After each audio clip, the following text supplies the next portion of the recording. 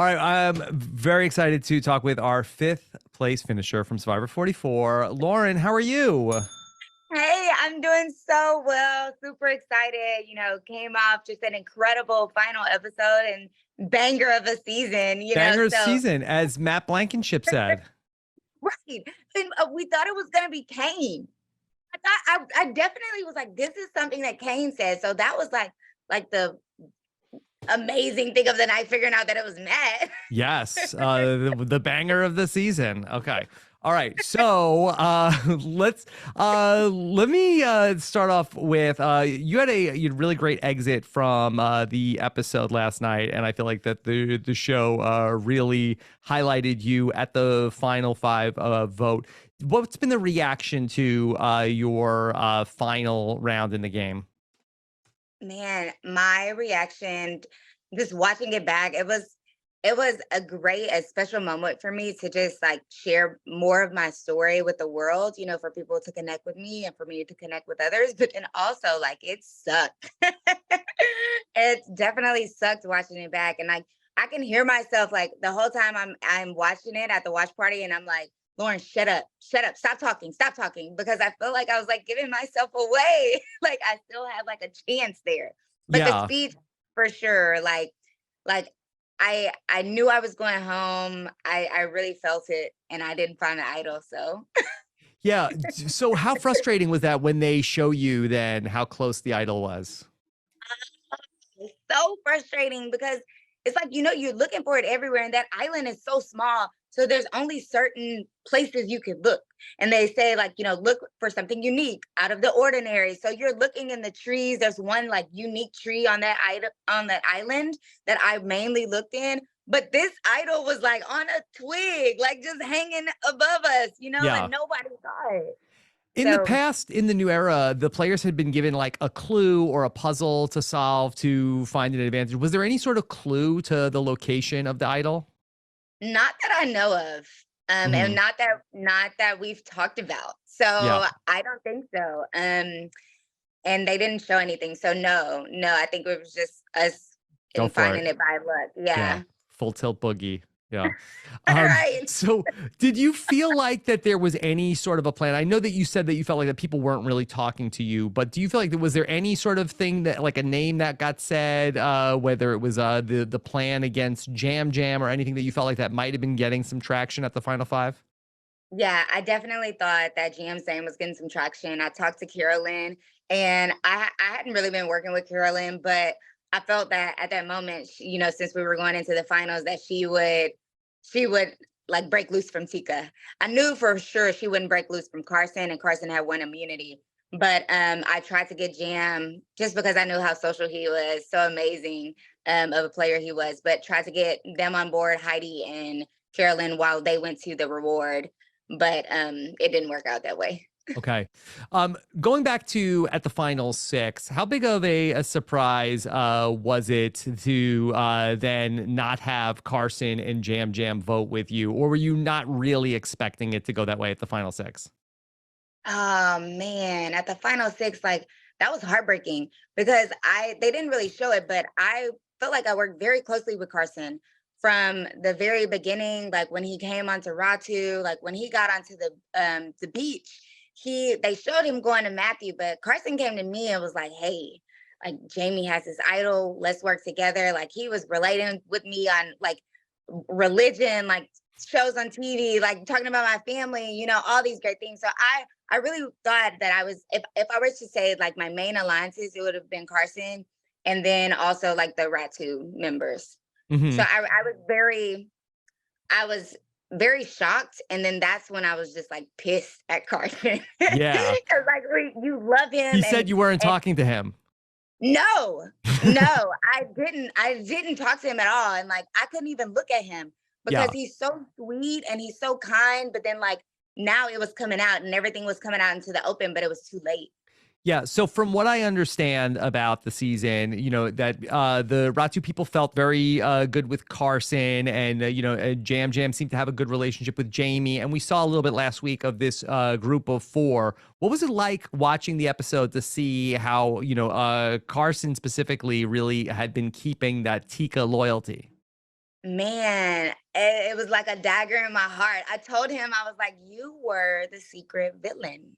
Like, you were the villain of the season, Mhm. not like a epic, or like a big time villain, but like he was like an undercover villain." And Jamie said it so very well one day. She was like, "He's like a Sour Patch Kid. He's sweet but then sour." So definitely explains him, like the villain, sweet and sour. And I couldn't dare to like look at him, talk at him, or anything because I didn't expect that from him.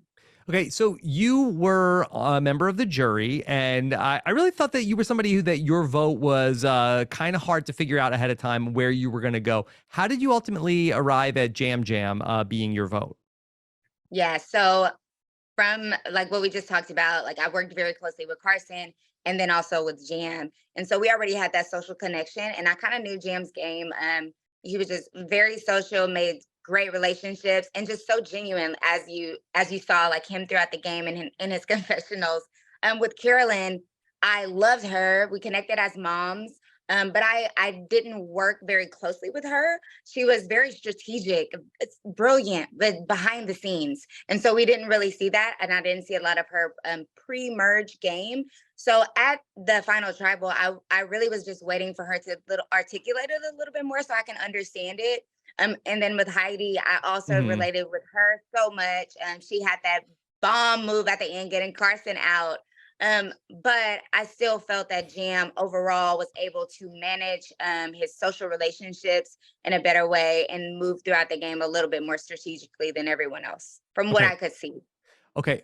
Was it close between Jam Jam and the other finalists? No, Okay. not for my vote. No, I went in and a lot of people say like they're open to the vote.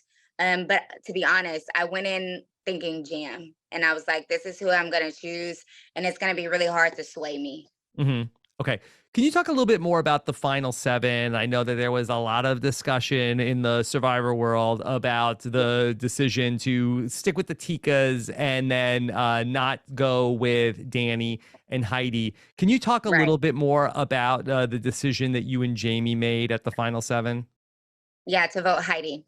I'm gonna just own up to that. Okay. That was the my I think my biggest regret was voting Heidi because it at the let me tell you the thought process behind that. So we were working with Carson and Jam. And so we felt that we were just bonded with them more and that we can split them later on down the line. And we just didn't have relationships with Heidi and Danny. And I couldn't trust them. There were previous votes before where they voted out Brandon, they voted out Kane, and they lied to us about it. So Hmm. the trust level wasn't there, and we hadn't built it, and we really just trusted James. I'm sorry, we really just trusted Jam and Carson more. Also, we knew that there was a Tika idol out there Sure. somewhere. And then also Danny had been looking everywhere for idols. And so we expected there to be something else. And so just in case an idol was played against us in some way, we had Heidi's vote there to kind of level that out. Okay. Thank you for going through that. You know, it's sort of like a rock and a hard place too, because also don't Yeah, forget that an idol gets played on Carson also. So potentially, people right, are asking you to put your votes on Carson, and ultimately, then his votes are ultimately negated in that round. So right. it is a lot of unknown information in terms of what's going on there at that point. Could you talk a little bit about your bank a vote, which was a big part of the season? And then were there any points where you were close to using it prior to when you ultimately used it on the vote where Kane went home? Yeah. So I really wanted to use my bank of vote, Brandon's vote out. So at that vote, we were talking about splitting the vote. Because Jam did come back to us and tell us, he said, "Hey, Danny's gunning for you. Like Danny Yeah. wants to get you out, Brandon." And Brandon was like, "No, we're bros, like we're friends." Like he would never, and he wouldn't vote for Danny. He didn't want to put a vote on Danny. So I was like, okay, well, we can split the vote. I can use my extra vote and work it out that way, but it didn't happen. Yeah, no, that vote was really big. It changed everything, I think, in terms of Yeah. how the season ends up playing up. Can you talk about something that was another big moment in the season where that Heidi had the control vote and Yeah. Heidi was going to control your vote and make you vote against Jam Jam. And you said, well, hold on, that everybody knows I have 2 votes. Can you tell me, is this for 1 vote or 2? It's just, it's only for 1. Do you know if because this we tried to figure out like what was the right move here, that if okay, Brandon is going to vote for Lauren, could you have given your extra vote to another person? You know what? I probably could have. Yeah.